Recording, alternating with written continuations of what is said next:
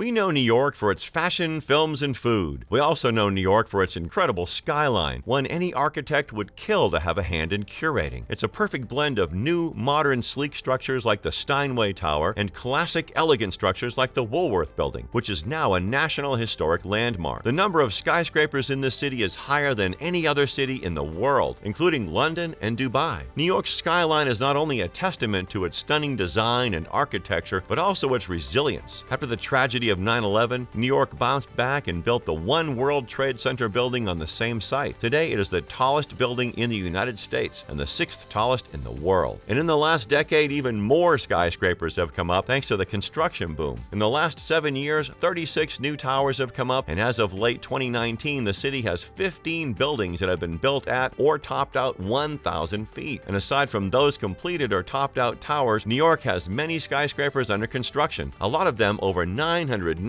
feet tall. Welcome back to our channel. Today we're going to take a look at some upcoming skyscrapers that will transform the New York City skyline by 2030. If you haven't already, make sure you hit the subscribe button and ring the bell so you're notified every time we upload a video. Number 6, the Spiral, 1,003 feet. Also called the 66 Hudson Boulevard, this unique work of art is located on 34th Street between Hudson Boulevard and 10th Avenue. It will go up 66 floors with 2.85 million square feet of space. The structure is designed by a Danish architectural firm, Bjarke Ingels Group, which also developed the nearby West 57, the pyramid-shaped tower rising over 400 feet. The Spiral has a series of terraces that climb up the glass structure in a spiral, forming a green pathway wrapping around the building. The architecture features unique classic Manhattan stepbacks that twist toward the sky and provide tenants with lush green terraces. The interiors feature soaring ceiling heights throughout the building, lots of green spaces, open floor plans, and spectacular views of the Hudson River and Central Park. This building's working spaces have already been leased out by a few notable companies, including Pfizer Inc., the American Pharmaceutical Corporation, Alliance Bernstein, a global asset management firm, and Debevoise and Plimpton, a law firm. Number 5, 45 Broad Street, 1,200 feet. Once finished, 45 Broad Street will become Lower Manhattan's tallest residential tower. The 68-story building in the financial district actually comes with an interesting bit of history. The site for 45 Broad Street was first owned by Swig Equities, and they wanted to build the Nobu Hotel, a project which was backed by the famous actor Robert De Niro. That hotel would have been designed by Moa de Armas and Shannon. It would feature a conventional glass curtain wall with interiors by David Rockwell. It would have had 128 hotel rooms, 77 super luxurious condos from the 41st to the 62nd floors, and completed in 2010. But in 2009, Swig defaulted on a $49.2 million